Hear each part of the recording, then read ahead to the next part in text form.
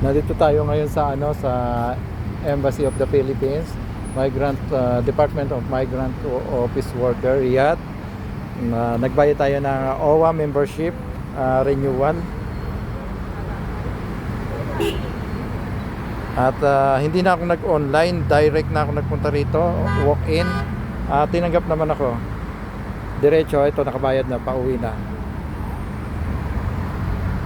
Ang babayaran lang ay 94 riyal sa OWA membership.